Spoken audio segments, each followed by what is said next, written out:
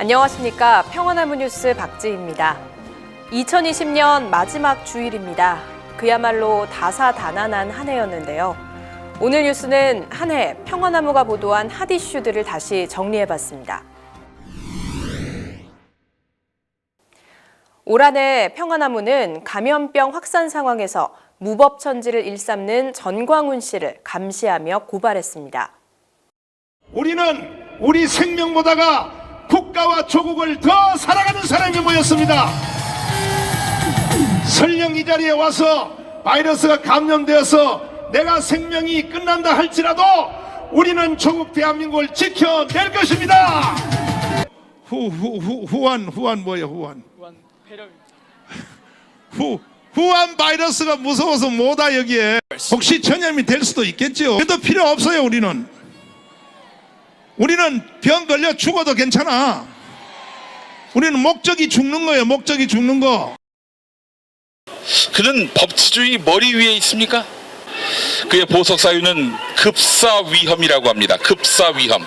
그런데 그는 지난달 31일 주일 예배 설교를 재개하더니 당일 무려 2시간 30분 동안 설교했습니다. 지난달 18일부터 20일까지 경북 상주에서 수천 명 모아놓고 집회를 인도했습니다. 급사위험 엄살입니다. 오늘 우리는 전광훈의 보석 조건 위반 사례를 수집해서 법원에 제출합니다. 아울러 평화나무는 전 씨 아내 명의의 초호화 아파트를 찾고 그와 선을 긋지 못하는 개신교계 인사들에 대해서도 비판했습니다. 전 씨가 운영하는 사업체나 단체의 이름은 청교도나 프리턴인데 이 역시 청빈의 대명사입니다. 전 씨는 이 같은 점을 강조하며 교회 인근 사택에서 거주해왔습니다. 그러나 평화나무에는 전 씨가 호화 아파트를 소유했다는 복수의 제보가 접수됐습니다. 확인 결과 아내 명의로 된 아파트를 찾을 수 있었습니다. 분양가는 14억여 원, 현재는 16억 원을 호가하는 이 지역에서 가장 비싼 67평형 주상복합 아파트입니다.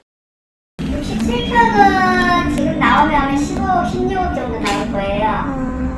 전 씨가 주도한 집회나 기도회에 늘 빠지지 않고 단골 연사로 활약한 이들이 있습니다. 바로 한기총 대표회장을 역임한 소위 원로급 목사들로 전광훈 씨를 공개적으로 지지하고 대변자 역할도 마다하지 않았습니다.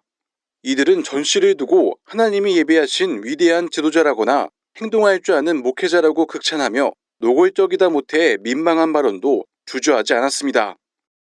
한기총 9대, 10대, 17대 대표회장을 지낸 길자연 목사가 대표적입니다. 그러나 교단의 반응은 미적지근하기만 합니다. 개신교 주요 교단 9개에 문의한 결과 예장 합동과 통합, 고신을 제외한 나머지 교단에서는 전 씨 이단 규정에 관한 안건이 상정되지도 않은 것으로 파악됐습니다. 아니요, 저희는 전광훈 목사에 대해서 언급하지 않는데요. 타교단 사람 얘기를 저희가. 장자교단을 자처하는 예장통합도 전광훈 씨 문제를 제105회기로 이첩해 연구하기로 했습니다. 결론은 제106회기인 내년 총회에서나 나올 전망입니다. 그래서 이게 이제 정치적인 문제가 섞여 있으니까 결국은 이제 이단 문제가 가려진 게 아닌가 그런 생각을 해요.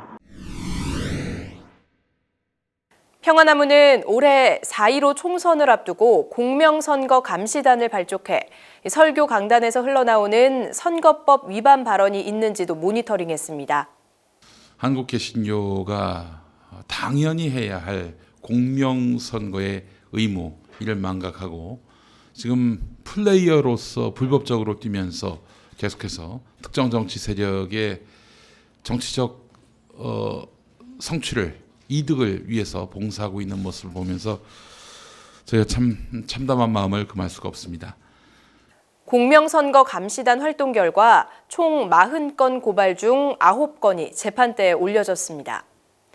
불기소된 건들도 도저히 들어주기 힘든 가짜뉴스로 점철됐거나 특정 정당 또는 특정인의 당선 또는 낙선을 도모한 정황이 역력한 경우가 많았는데요. 대체 어떤 발언들이 재판까지 받게 됐을까요? 일부 함께 보고 오시죠. 특별히 이번에 좋은 당이 또 이렇게 결성이 됐죠. 기독자유통일당. 이 기간에는 선거운동 해도 되는지 모르겠는데 되죠? 이 기간에는 안 돼요. 그거 지역구는 2번 찍으세요, 여러분. 2번. 황교안 장로당입니다. 그거 지역구는 2번 찍으세요, 여러분. 2번. 네, 2번 찍으시고, 그리고 비례대표 있잖아요. 그 당이 30몇 개래요. 여러분 헷갈리죠, 그죠? 저도 헷갈려요. 지난번에 뭐 이렇게 당이 많어? 난 당이 30개인 줄 알았더니 30몇 개랍니다. 어젯밤에 알아서 한 60개쯤 되는 줄 알았더니 30몇 개랍니다. 그래서 페이퍼가 60cm 이렇게 눈 나쁘신 분들 꼭 돋보기 갖고 가세요. 예, 가서 2번, 네, 2번 찍으시고 그리고 쭉 비례대표에서 쭉 내려가셔서는 기독, 자유, 통일, 당. 알았죠? 그거 꼭 찍으셔야 돼요. 기독, 자유, 통일, 당. 알았죠? 지금 더불어민주당은 김일성이 만든 당입니다. 맞죠? 그러므로 더불어민주당을 지지하면 공산당을 지지하는 것입니다, 여러분. 그러므로 제가 더불어 외치면 여러분은 공산당이라고 외쳐주십시오. 더불어! 올해 평화나무는 예기치 않게 그루밍 전문단체라는 수식어가 달릴 만큼 무너진 교회들을 고발했습니다. 우리는 빛과진리교회에서 직접 학대를 당한 자와 빛과진리교회의 가족과 이웃을 빼앗긴 피해자로서 빛과진리교회 김명진 목사가 다양한 방법으로 신도를 길들이고 착취하는 것을 지켜봐왔습니다. 이에 참담한 심정으로 김명진 목사의 악행을 처벌하고 면직을 촉구하는 성명문을 발표합니다.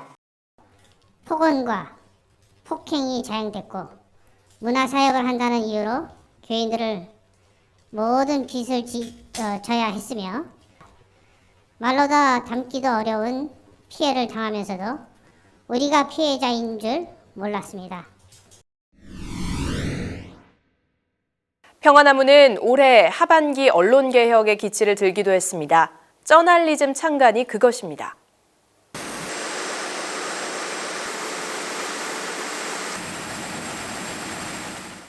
언론 개혁을 해야 되겠다. 뭐 언론이야말로 진짜 지금 파시즘으로 기울어져 가고 있는 그런 상황이고 그래서 이 역시 평화가 깨진 상태입니다.